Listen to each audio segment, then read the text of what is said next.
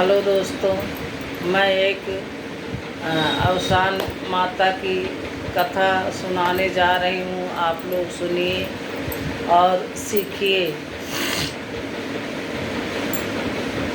अवसान माता की कथा बहुत अच्छी कहानी है। आप लोग दुर्गुरैया में यही कहानी सुना के और पूजा संपन्न की जाती है। तो बोलिए अवसान माता की जय। एक थे राजा और रानी।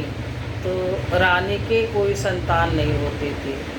रानी बहुत दुखी थी।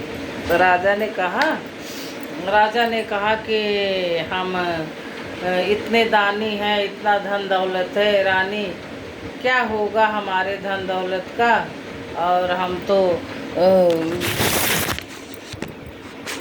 सब सरकार में दे देंगे, गरीबों में दान कर देंगे, हमारा कोई संतान ही नहीं रहेगा तो हम इस राजपाट को करेंगे क्या। तो रानी सूख के लकड़ी हो गई टेंशन में, और दासी से कहा कि हे दासी, हमारे ऐसे तो राजा कभी नहीं कहा करते थे और राजा ने भी ताने मारना शुरू कर दिए हैं।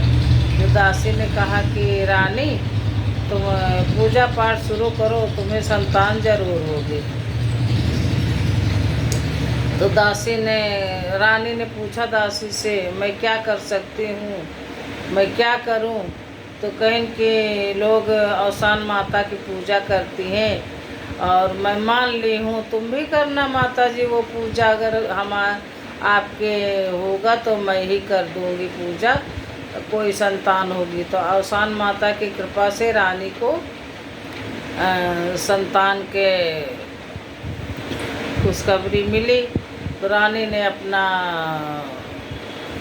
बताया राजा से कि ये राजा, मैं जो है अब थोड़ा पूजा पाठ करने लगी हूँ और एक अवसान माता है, मानी भी हूँ, तो मुझे भी संतान होगी तो मैं पूजा करूँगी। राजा ने कहा ठीक है भाई, करना, जो भी करना हो जाना चाहिए हमारे एक संतान। और मैं तो वहाँ जा रहा हूँ बाहर, बड़े दिन बाद आऊँगा, लेकिन लौट के आऊँगा ज़रूर, लड़ाई पे जा रहा हूँ। लड़की होगी तो मार देना, बेटा होगा तो बचा लेना। अब रानी को इतनी चिंता, इतनी टेंशन कि वो बेचारी गर्भ से थी लेकिन पूरा 9 महीना रोती ही रही। हे भगवान, मुझे बेटा ही हो, हे ईश्वर, हे माता रानी, मुझे बेटा ही देना। लेकिन भगवान की कृपा थी, महिमा थी भाई, उनको बेटा और बेटी दोनों मिले, दोनों दो बच्चे हुए। तो दासी ने कहा कि रानी ने पूछा, हे दासी, मुझे क्या हुआ है। दासी ने कहा, हे रानी, आपको 2 संतान हुई, बेटी और बेटा दोनों। तो कहा ठीक है, राजा की शर्त को क्या किया जाए दासी। भाई रानियाँ सारी बात तो अपनी दासियों से रखती थी, क्या करें। और सामाजिक कोई महिलाएं आती नहीं थी, नौकर चाकर से सारी बातें करती थी रानी। तो दासी ने कहा कि रानी आप रख लो, दोनों बेटी को भी रख लो और मैं छुपा लूँगी, अपने पास रखूँगी। तो वो रानी ने कहा ठीक है, लेकिन रानी ने कहा मैं सच्चाई बता दूँगी राजा जब आएंगे तो, कि बेटा बेटी दोनों हुए थे, नहीं तो मेरी बेटी दासी ही बन के रह जाएगी। तो दिमाग तो रानी ने वही लगाया, पढ़ी लिखी थी, अब राजा महाराजा की बेटी। तो कहा कि जब राजा लौटे, कितने 7 साल बाद, तो 7 साल बाद जब लौटे तो जो है कहा कि ये तो रानी की ही बेटी हो सकती है भाई, ये रानी की बेटी होगी, इसीलिए ये इतनी सुंदर है, ये तो रानी जैसे है, इतनी गोरी चिट्टी, राजा की लड़की जैसे। 7 साल की होगी ये लड़की और 7 साल मुझे गए हुआ। तो तुरंत गुस्से में आए, तलवार लहराते हुए, बताओ रानी कहाँ गई, निकलो बाहर। रानी ने कहा क्या है राजा, इतने दिन के बाद आए तो प्यार जताना क्या, सीधे तलवारें मेरे ऊपर लिए खड़े हो। आप बताओ, सच सच बताओ, लड़की हुई थी कि लड़का हुआ था, क्या हुआ था, बेटा बेटी में अंतर क्या है? तो रानी ने कहा कि मैं सही बता रही हूँ, मैं बता रही हूँ, बेटा और बेटी दोनों हुए थे, भाई बहन है। ये बेटे को भी बुलाया और बेटी भी आई। तो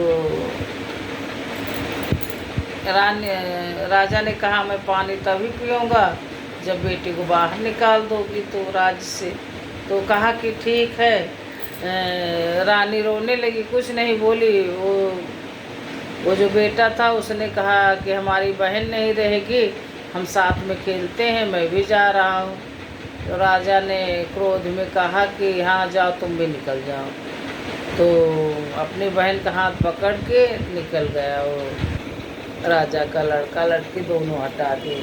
रानी ने कहा देखो विधना का विधान, और मेरे साथ कैसा खेल रही है ज़िंदगी कि बेटा ही होता बेटी ना देते, लेकिन बेटी भी हो गई तो बेटा था वो भी चला गया बेटी के साथ। तो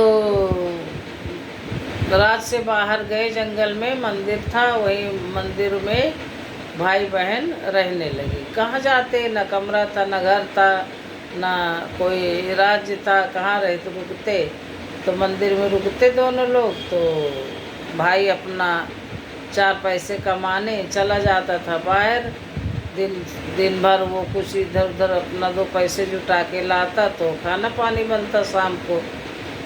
तो भाई बहन ने कहा कि तुम चले जाते हो भैया, हमको बहुत दिक्कत होती है, मैं कैसे रहूं यहाँ, मेरा मन उबता है। तो उसने गए, शाम को लौटते वक्त एक पिंजड़ा ले आया, चिड़िया उसमें डाल लाई, 10-12 चिड़िया भी ले आया, पिंजरा ले आया।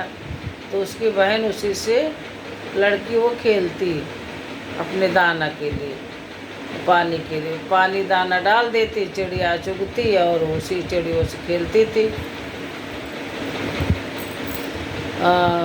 कुछ दिन बीता, उसका समय रहा, लड़की का अच्छा से कटने लगा, बहुत खुश थी। और पता नहीं एक दिन कैसे क्या हुआ कि वो सारी चिड़िया वो खोल दी अपना झरेखा, और सब चिड़िया जो है उड़ गई। उड़ने के बाद आई और पता नहीं क्या क्या हुआ, उन चिड़ियों को उनको कोप हुआ कि सारी चिड़िया पिंजरे के पास मर गई, बेहोश हो गई, मरी नहीं, बेहोश हो गई। रो रही थी पिंजरा लेके कि मेरी किस्मत देखो, हमारे माँ बाप ने भी निकाल दिया और मेरा भाई चिड़िया लाया, चिड़िया भी सारी मर गई, मैं क्या करूँ। रो रही थी। तो मुर्दा जा रहा था, बारात मुर्दा लिए बारात जा रही थी। तो उसने कहा कि रुको, और ये बात रानी बताई थी कि पूजा के बारे में औसान माता की वो जानती थी, लड़की जानती भी थी, और वो जो है पूजा भी करना था लड़की को। तो कहा कि बाराती ये मुर्दा रख के वहीं सताने लगे कि लड़की क्यों रो रही है। अपना बोली कि मेरा चना गुड़ ला दो और मैं औसान बीवी की पूजा करूँगी। लड़की बोली मेरी चिड़िया सब जग जाएंगी। तो वो उन्होंने कहा कि चलो लड़की की बात है, कर देते हैं, जाओ पास के गांव से चना गुड़ ले आओ। तो उसने वही लकड़ी इकट्ठा करके हवन करी और माता रानी का चना गुड़ चढ़ा के औसान माता का। अब सुहागिन कहाँ पाए वो लड़की, लेकिन पूजा करी, वो चना गुड़ का कूड़ा लगा के करी। तो औसान बीवी कृपा से वो उसका मुर्दा जो है हिलने लगा, वो ठीक हो गया। औसान माता का आशीर्वाद हुआ, भाई इतनी बड़ी कृपा हो गई उन लोगों पे। तो अपना जी गया। और बारात जा रही थी तो बारात वालों से कहा था कि आगे पीछे था मुर्दा और बारात दोनों, तो बारातिया तो चले गए थे, लेकिन जो मुर्दा ले जा रहे थे उसने मदद किया।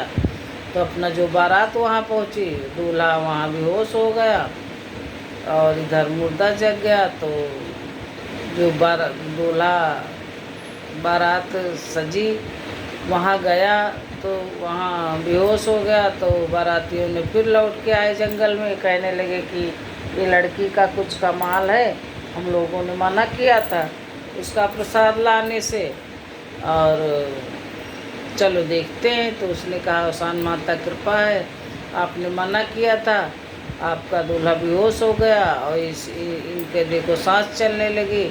अवसान माता जाने, मैं कुछ नहीं जानती हूँ, तुमने मना किया था चना गुड़ के लिए और ये ला दिए तो इनका काम हो गया।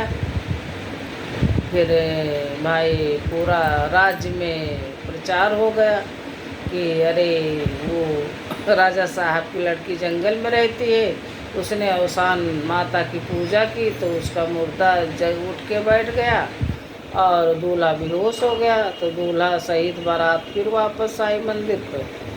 तो उन लोगों ने भी पूजा किया, माफ़ी मांगी, तो दूल्हा भी उठ के बैठ गया। वो बाराती अपना गए, शादी करके दुल्हन को लेके आए और उधर से अवसान माता कृपा से राजा रानी भी सब सुनेगी पूरी कहानी। तो आए दौड़ते हुए, बेटे और बेटी को ले गए अपने महल में, राजा रानी बनाए, बेटी शादी किए, राजा बेटे की शादी किए। उधर तीनों लोगों का परिवार खुशहाली से रहने लगा। अवसान माता ने तीनों लोगों को आशीर्वाद दिया और सब अच्छे से अपने अपने घर खुश हो गए।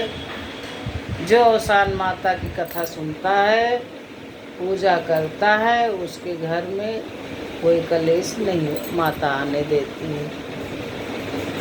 थोड़ा बहुत सही करके सब सही कर देते हैं। बोलो अवसान माता की जय।